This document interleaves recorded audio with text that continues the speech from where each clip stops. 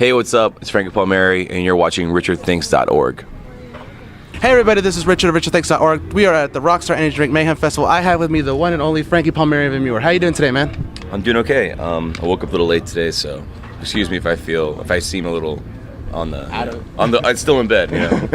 That was probably one of the YouTube comments, like top comments saying Frankie didn't seem like he was really into it. Frankie's on fucking high on drugs, I can tell. He's always on drugs every interview he does. Very cool. So how's this tour been like for you? I know this is probably one of the biggest tours Emmure's probably done, or probably the most diverse. Yes, thank you. Definitely one of the biggest tours we've done in a long time. Being a part of Mayhem Festival is a blessing because the entire environment is dedicated to the music and dedicated to the band. So that's perfect for a band like us that's trying to reach new audiences. And yeah, it's like being part of a family. So we've had fun every single day. It's really cool.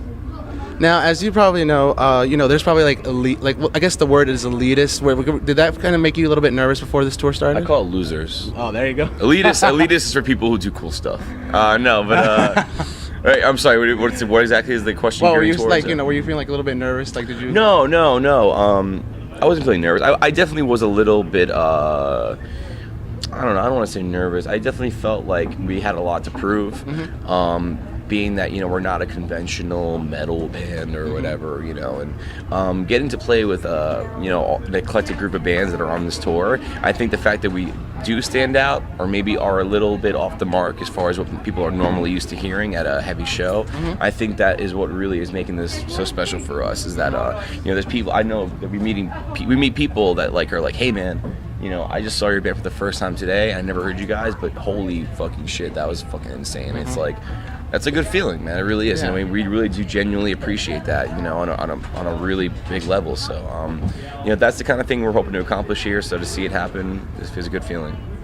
Now, you recently pulled. Well, it wasn't recently. It was more like last year. The Cold Soda merch. Would you ever consider probably restarting that again? I did it actually for a while, up until very, very recently. I was doing it through a store, an online store, with a buddy of mine, and he was housing all my gear at 518 Prince. And then when the controversy struck, and I just kind of was at kind of like my wit's end with it. I was like, I don't want to deal with this shit. I don't give a fuck what people think about my t-shirts. I'll just fucking stop it. I'll just stop selling them for now. And then what happened was it caused like this fucking wave of people being like, no, fuck that. I want your t-shirts. I think that shit was fucking cool. I want your shit. And so I was like, all right. And I kept doing it, but I kept doing it DIY. So I just kept selling it. Like literally I would be on tour and I would get orders online, and then I would spend all my time home like packaging them and shipping them all out myself. And I did that for a while, and then now that I've been on tour almost all year round, like for the past 10 months, kind of lost track of it, and so I had to shut the store down. So Cold Soul is kind of like pretty much completely on ice as of now, and I don't think I'll be doing any t-shirts anytime soon. Not because I don't enjoy it, because I really do have fun with it. It's just that I don't physically have the time anymore to do it, and I'm not like one of these. I don't want to fucking give anyone else any other shit, because if people are being like really successful with their clothing lines, that's cool, but like I don't have mommy and daddy or a girlfriend or any kind of buddy helping me out at home sell my t-shirts. I did everything myself. So I don't have that kind of like leverage to be like, okay, yeah, I do both now. It's just like, either one or the other for me. So if maybe the time comes I can dedicate my time to it again, I will. But for now, it's just like, something that I did, and maybe I'll pick it up again, but who knows. For now, all my focus is making sure that Emmure is 110% where it should be. So now, how is a day on Mayhem Fest like for Frankie Palmeri? I would love to tell you. I wake up every day either 20 minutes before I got to do something like this, or don't wake up at all. And then I get out of bed, and then I play the show, and after I play the show, most of my day is spent like meeting our fans and just reconnecting with people that come to the concert, and that's really about it. Just kind of like do my best to make sure that people can feel the appreciation we have for them as much as we feel it from us, kind of thing. Now, do you feel like as a musician, like there might be some kind of like unadded pressure to you, like as a person, like people, your fans will see a musician and say, that's my role model, and then if they do one thing wrong, like for example, your Cold Soul merch, they're just like, oh, bad, like, no, that's bad. Do you feel like any kind of responsibility as a musician? Those are the kind of people I don't care for in my life period anyway, so I don't really care what they think about me.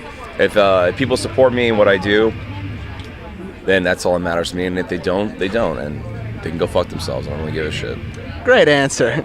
Now, Slave to the Game has been out for about a year and some months now. Are there any plans for a new album soon?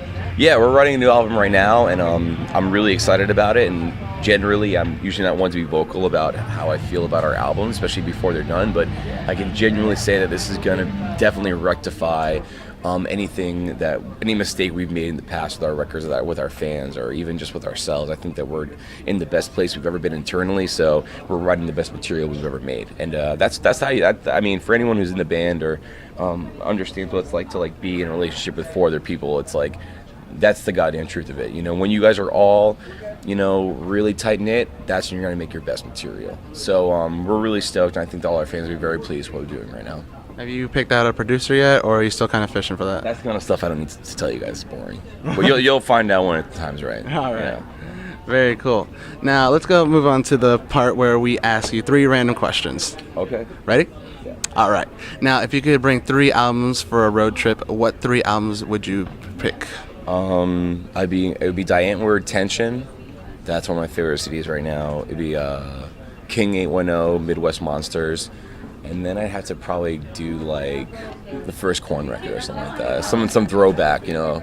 Put me in the zone, put me in a place mentally, you know. Put me like back when I was a little kid, you know, for the road trip style. Now, if you could only bring 2 items with you to a desert island, like you were stranded completely, and you can only bring 2 items, what 2 items would you bring with you?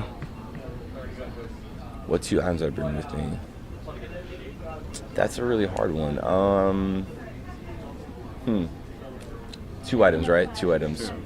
And this is like, are we talking like survival mode here? Or is it just like kind of like a nice island? Am I like at a resort? Survival island. There you go. Survival island. All right, then I definitely want like a knife, like a machete or something like that. There you go. I want a machete, and I'm gonna say a tent, some kind of shelter. And the rest, I'll wear leaves and stuff. I'll figure it out. Or kill an animal and wear him or something. Let's go fishing. I probably wouldn't go fishing. I'd probably like a berry and squirrel eater kind of guy. I don't see myself having the patience to catch a fish with my bare hands. All right, very well. Last one. Now, if you can see any musician or an artist or band cover an Emmure song, what song would you want to see covered and by whom? Oh man, I hope no one would ever want to cover one of our songs. Shit, that's a good one, man. I would like to see like some kind of rapper do one or something. Maybe like DMX do like Solo for Homicide or something like that. I think that'd be really cool. That's my answer. All right. Yeah. Very cool. Was there anything else that you'd like to add? No, just that really thanks for the interview, and our fans that are watching or anyone who's seen this, we love you guys, and our fans are the best in the world, and we hope to see you all soon. All right, very cool. Thanks. Frankie Palmeri of Emmure, richardrich.org, and we will see you later. Thanks, man.